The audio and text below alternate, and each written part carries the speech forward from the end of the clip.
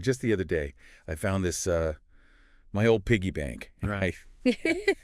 Ceramic dinosaur, all chipped and faded. I thought, man, I bet there's like a fortune in there. Nickels, dimes, the good stuff. Yeah. Turns out, not so much. Wouldn't even buy a decent cup of coffee these days, thanks to inflation. But it got me thinking about how, money, it doesn't always hold its value like we think it does. And that leads perfectly into today's deep dive. We're going to dig into some smart strategies, not just to protect your money, but to actually grow it, especially with inflation doing its thing, right? Absolutely. So I was going through the research you shared, and it's fascinating. It seems like there are certain assets that can actually do better than, your typical savings account when inflation is high, which is honestly not what comes to mind at first. So let's get into it. What are these savvy investors doing differently? What do they know that maybe we don't? The first part that really jumped out at me was about going beyond the dollar itself. Not literally, of course, but thinking about scarcity and value differently. Like they use the example of gold. Back in the 50s, you could snag an ounce of gold for like $400. Right. These days, you're looking at over $2,000. And get this, some analysts are predicting it could hit $10,000 an ounce by 2032. Talk about a return. Yeah, and you see, gold is interesting because it's scarce. Unlike, say, the US dollar, which, let's face it, is just paper, the government decides it's worth something and boom, fiat currency. But gold you can't just print more of whenever you feel like it. There's a finite amount. Makes you think about those old gold rushes differently, huh? Right. It's always been valuable. And you combine that with, its history, how it's used in industry, it has this intrinsic value that dollars just don't. So when inflation is eating away at what your dollar can buy, people start looking at those tangible assets, like gold. Demand goes up, price goes up. Right. The more dollars floating around out there, that little chunk of gold in your hand starts to look more and more appealing. It's like supply and demand, but in real life, impacting something you could actually hold. Exactly. Okay, but here's the thing. How do you actually invest in gold? Do I need to, buy a treasure chest and find a secret hiding spot? Thankfully, it's not quite that complicated. Right. Not quite. Though a treasure chest does sound kind of fun, doesn't it? But no, these days, we've got things like gold ETFs, exchange-traded funds. Right. Yeah. They're like buying, little slices of gold without needing to deal with the whole, where do I store this giant gold bar situation. Yeah. Makes it way more accessible for the average person. So it's like you're investing in gold without actually investing in gold. In a way, it's more liquid, that's for sure. Easier to buy and sell than, say, a gold coin or something. Makes sense. But this deep dive isn't all about the shiny stuff. It also mentioned industrial commodities. So we're not just talking about gold and silver here. No, not at all. What else falls under that umbrella? Think of the raw materials that make, pretty much everything else work. Like, take cobalt. Cobalt. Yeah. Remember when electric cars were this futuristic thing? Oh, yeah. Now they're everywhere, right. And a key part of those EV batteries, cobalt. The demand has gone through the roof. We're talking 100% increase in price in just the last decade. From $20,000 a ton in 2012 to double that $40,000 in 2022. 100%. That's wild. It's easy to forget that, all the things we use every day, batteries, phones, all of it relies on those raw materials. It all starts somewhere. Okay, but I have a feeling investing in something like cobalt isn't as simple as, buying Apple stock. Right. You're telling me you've got room in your apartment for a few tons of copper? Maybe in the bathtub? No. Definitely not. Yeah, it's not very practical for most of us to, build a warehouse and start stockpiling iron ore. But that doesn't mean you can't get in on that action. So how do we do it? What's the secret handshake? Well, you could invest in the companies that actually do the mining, the processing, mining company stocks, or even mutual funds that focus on that whole natural resources sector. Gives you exposure to the price changes without needing to, rent a forklift. Okay, so kind of like betting on the jockey, not the horse. That's a good way to put it. And then there are always derivatives. Derivatives. Now we're talking Wall Street, high finance stuff. Sounds more intimidating than it is. Though, yeah, you're thinking of futures and options here. It's basically agreeing to buy a certain amount of, say, cobalt at a certain price, but on a future date. So you're betting on whether the price will go up or down. Exactly. Like, say you think cobalt's going to keep climbing, you buy a futures contract at today's price. 6 months from now, if you're right and the price is higher, boom, you sell that contract for a profit. Options are similar, but you have the right to buy or sell. You don't have to. More flexible, but trickier, Definitely sounds like you need to know what you're doing. Do your research, talk to a financial advisor, that kind of thing. Don't just jump in blind. Got it. So we've got precious metals, we've got the industrial stuff, two very different sides of the valuable materials coin. What else is on the menu for financial stability, especially in a world that feels anything but stable? Section 3 has a particularly intriguing title. Seeking stability in a turbulent world, safe haven currencies. I'm picturing a currency equivalent of a serene mountaintop retreat. What are safe haven currencies and why are they considered, well, safe? You know, it's funny you mention a mountaintop retreat because that's kind of the idea. When things get messy economically, politically, you name it, investors want safety. And historically, the Swiss francs, that's where they run. Yes, the Swiss franc. It's like the Switzerland of currencies. Everyone wants a piece of that stability. But what makes it so safe? What's the magic formula? Well, for starters, Switzerland's got a crazy strong economy, like rock solid. That helps. Then there's the whole neutrality thing. They've really perfected that, haven't they? World Wars, Cold War, didn't matter. Switzerland's just Switzerland keeps on keeping. Exactly. And top it all off with a banking system that's, well, notoriously tight-lipped and reliable. It's a no-brainer for investors when the world feels shaky. So it's not just about a strong currency. It's the whole package. Economic stability, political neutrality, trustworthy banks. No wonder everyone wants in on that action when the markets go haywire. Exactly. And we've seen it happen again and again. Back in 08, 09, during the whole Eurozone crisis, remember? Capital flooded into Switzerland. Same thing more recently with the Russia-Ukraine conflict. Even Russia, they were turning to the Swiss franc for certain transactions. It just goes to show you the power of that safe haven reputation. Wow. It's like the go-to currency for when things get unpredictable. But this research also mentioned other superior currencies, not just the Swiss franc. What else made the list? Oh, yeah. You've got the British pound, for one, backed by a large and diverse economy. And then there's the Chinese yuan. Now, that one's still pretty tightly controlled by the government, but it's gaining traction as a global player. So say someone's listening to this and they're thinking, okay, I need some of this superior currency action. What's the easiest way to get involved? Asking for a friend, obviously. Well, unless you're ready to, open a Swiss bank account, which, let's be real, most of us aren't, a good starting point is currency ETFs. ETFs, those are popping up everywhere. Right. In this case, you're investing in a basket of currencies. So you're diversified, you've got exposure to these global players, and it's all done through your regular trading platform. Easy peasy. So it's like dipping your toes into the global currency pool without needing to be a millionaire jet setter. Exactly. Though, hey, if you are a millionaire jet setter, more power to you. Now, if you want to get a little more hands-on, there's always Forex trading. Ah, yes, the wild west of currency exchange. You don't need a ton of money to get started either. $100 even can get you in the door with some online brokers.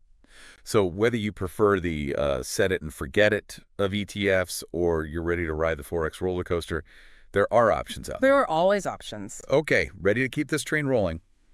What's next on our inflation-busting adventure? Section 4 is titled Backing Your Bets with Uncle Sam. Sovereign guarantees. That sounds pretty official. What are we talking about here? What are sovereign guarantees and what do they mean for, the average investor? This actually made me think of something. I was looking at a dollar bill the other day. Don't judge, I get fascinated by the little things. And I noticed that phrase, this note is legal tender. Does that even mean anything anymore? Like it did 50 years ago, I mean. It's a good question. And it gets to the heart of how our financial system works these days. Back in the day, a dollar was literally backed by gold. You hand over a buck, you knew there was a chunk of gold sitting somewhere to guarantee it. Right. Real value right there in your pocket. Not so much. That phrase, legal tender, basically means the government says, hey, this piece of paper, it's good for debts, public and private. You give someone a dollar, they have to accept it. But the value, that's tied to, the government itself. Well, it's like, trust us, this is worth something, but without the gold to back it up. It's faith-based currency. I don't know what to do with that. In a way, but hey, it's the system we've got. Okay, so sovereign guarantees, how does that translate into actual investments? Where do I go to get me some of those? When you're talking about sovereign guarantees, you're usually talking about U.S. Treasury securities. Debt, basically, issued by the Treasury Department. They've got T-bills, T-notes, T-bonds, all different maturity dates, how long you're lending your money for. Treasury bonds, yeah, I've heard of those. They're supposed to be super safe, right? But not exactly the most thrilling investment strategy? That's the trade-off. You're not going to get rich quick, but you get stability, especially when things are volatile. Like U.S. Treasury securities are backed by, well, the U.S. government. The full faith and credit, the whole shebang, it's about as safe as you can get. Historically, they hold their value pretty well, even with inflation, and they tend to have better returns than just, say, a savings account, especially when interest rates are up. So you're trading excitement for that peace of mind. But how do you actually buy these Treasury securities? Is it complicated? Do I need to fill out a million forms? Nah, it's pretty straightforward. There's Treasury Direct, a website run by the Treasury Department. You buy them straight from the source, no middleman. Or you've got the secondary market where these things are bought and sold, just like stocks through brokers. That gives you more flexibility if you maybe want to sell before the maturity date. Got it. Direct or open market, depending on how adventurous you're feeling. Options are always good. But let's move on from government-backed stuff for a bit. Let's talk about the stock market. Always exciting, always a little bit intimidating, at least for me anyway.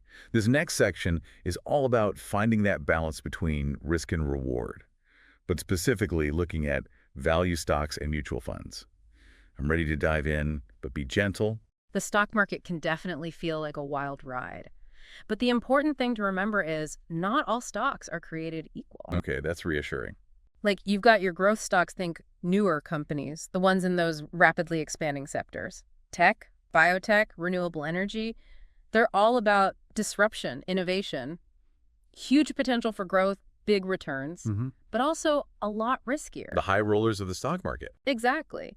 Then you have your value stocks. These are the more established companies. Think industrial metals, consumer staples, the things people always need, or utilities, been around the block a few times, proven track record of making money. They often pay dividends too. Dividends. Those are good. Very good. So value stocks, their prices might not skyrocket overnight, but they offer stability. You know what you're getting into. So it's like value stocks are the reliable friend, and growth stocks are the exciting but unpredictable new fling. That's a great way to put it. But in this deep dive, we're trying to stay ahead of inflation, right? So why are value stocks a good bet specifically for that? It's not just about them being less risky, is it? It's definitely a factor. Volatility is the enemy of stability. But there's also that whole dividend thing we mentioned. Right. Tell me more about dividends. They've always seemed a little mysterious, like a bonus I don't fully understand. They're not that complicated. Basically, it's when a company takes a portion of its profits and gives it back to the shareholders, usually every quarter. Value stocks, they're known for consistent dividend payouts. So it's like you get the potential for your stock to go up in value over time, plus you're getting paid just for holding on to it. Exactly. And those dividend payments, they can really help when inflation's high because it's income you can use to offset, well, everything getting more expensive. Makes sense. Okay, but picking individual stocks, that's a lot of pressure. You're telling me. Is there an easier way to tap into this whole value stock thing without needing to become a, day trader? You've got it. Mutual funds. Specifically, dividend-focused mutual funds. They pool money from a bunch of investors and buy a whole bunch of different value stocks that have a history of paying out those sweet, sweet dividends. It's like having a team of experts picking the best dividend stocks for you. Okay, so you get the benefits without needing to be an expert yourself, like the sound of that. Are there any dividend-focused mutual funds that stand out, ones the research mentioned, just so I know what to Google later? Sure. One they mentioned was the Vanguard High Dividend Yield Index Fund. It follows a specific index of high dividend companies, easy to access, relatively low cost. Perfect. I always like having concrete examples. All right, so we've covered a lot. We've got our precious metals, our industrial commodities, our haven currencies, government-backed securities, and now we're adding value stocks and mutual funds to the mix. What else have we got? This is like a crash course in inflation-proof investing. Section 6, the ground beneath our feet, land and real estate. Catchy. There's a reason real estate has been a popular investment for, well, pretty much forever. It's true. Something about owning a piece of, well, the earth, something tangible, and land. They're not making any more of it, are they? Pretty limited supply. Exactly. So especially with inflation and uncertainty, it's appealing. We're not just talking about like empty lots though, right? Yes. The houses, the apartments, all that too. Exactly. It's the whole package. And if you look at real estate, especially housing, over the long term, it generally trends upwards. So you're saying my childhood dream of being a real estate tycoon wasn't totally misguided? Hey, never say never. But even on a smaller scale, real estate can be a solid investment. It's had its ups and downs, sure. 2008, that was rough, right? Nobody wants to repeat that. Definitely not. But even with that blip, if you look at housing prices from 1992 to 2020, they nearly tripled. Tripled. Okay, now you're talking my language. But not all of us are cut out to be landlords, right? I can barely keep my houseplants alive. What about something a little more hands-off? You've got it. REITs, real estate investment trusts. Think of them like the more approachable cousin of traditional real estate. REITs. Those are popping up more and more. They're gaining popularity. You're essentially investing in real estate without actually needing to, own property. So it's like those mutual funds we were talking about, but instead of stocks, it's buildings. Exactly. They pool money by income-producing properties, apartment buildings, shopping centers, even things like cell towers, data centers. Yeah. Then you buy shares in the REIT on the stock market, just like regular stocks. So instead of owning one apartment building, I could own a tiny piece of 10 different properties. Yeah. Diversification. See, you're a natural. And here's the best part. REITs, they're required to pay out a big chunk of their taxable income to shareholders as dividends. Wait, so I could get those sweet, sweet dividends from real estate too. Sign me up. It's a win-win. Potential for the share price to go up, plus you've got that regular income coming in. Do you have any favorite REITs? Asking for, research purposes. Well, the research mentioned Ventus, VTR, which focuses on healthcare real estate. Healthcare. Interesting. What's that all about? As the population ages, the demand for healthcare facilities is only going up, which is good news for those kinds of REITs. Makes sense. People are always going to need healthcare no matter what the economy's doing. Exactly. But let's not forget the old-fashioned way. Owning rental properties. Oh, absolutely. It's more hands-on, sure, but you can build some serious wealth that way. And your tenants are essentially paying down your mortgage for you. That's the idea. And as rent goes up, and let's face it, it usually does, you're benefiting from inflation. Plus, there's always the potential for the property itself to appreciate in value. It's a lot to think about. We've gone from gold to stocks to real estate. My brain is full. Yeah. What else is there? There's got to be more, right? This final section, though, this one's different. From vintage cars to first editions, the allure of collectibles. I mean, I get it. A classic car, a rare book. That's cool. But are we really talking about, investment-grade collectibles? It might surprise you, but yeah, collectibles can be a whole thing. While most stuff loses value over time, your phone, your computer, it's all out of date. Eventually, some things they appreciate, sometimes a lot. Okay, now I'm really curious. What makes something go from dusty old thing in the attic to, highly sought-after treasure? Well, a big part of it is scarcity. The rarer something is, the more valuable it's likely to be. It's supply and demand, right? Few of something exists, people want it, price goes up. So it's like those limited edition sneakers people go crazy for. Or, finding a rare Pokemon card. Exactly. But it's not just about being rare. Historical significance matters too. Things connected to famous people, big events, cultural moments, they tend to hold their value over time. Ancient artifacts, signed documents, first edition books. Like owning a piece of history, right? Yeah. And then there's the whole cool factor. Things that become iconic, representing a certain time or a movement. Vintage concert tees, classic cars, even rare sneakers. So it's not just old, it's got a story. Okay, I'm starting to see the appeal here, but what kind of price tags are we talking? Give me the juicy details. Get this. Last year, a 1955 Mercedes-Benz 300 SLR Uhlenhaut Coupe, super rare, super sought-after car, sold for 135 million euros. 135 million. For a car. Okay, that's officially in dream world territory. But not all collectibles are going to be auction house 9-figure deals, right? Don't worry, you don't need to be a multimillionaire to play the collectibles game. Because my piggy bank savings aren't going to cut it at those prices. So where do you even start? Hit up every antique shop in town. You could, but these days, there are easier ways. Online platforms like Whatnot are huge for this. People are buying and selling all kinds of collectibles there. Toys, sneakers, trading cards, comics, video games. Wait, are you telling me my old baseball card collection might be worth something? It's possible. You never know what you might have tucked away. And Whatnot, it's like the stock market of collectibles. Easy to see what things are going for, connect with buyers and sellers, all that. It's like eBay, but specifically for treasure hunters. But what about the really high-end stuff, the Picassos, the rare artifacts?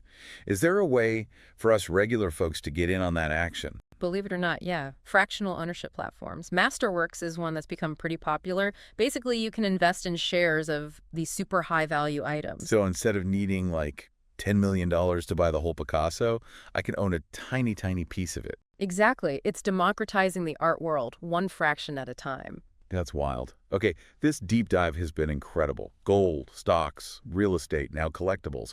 We've covered so much ground.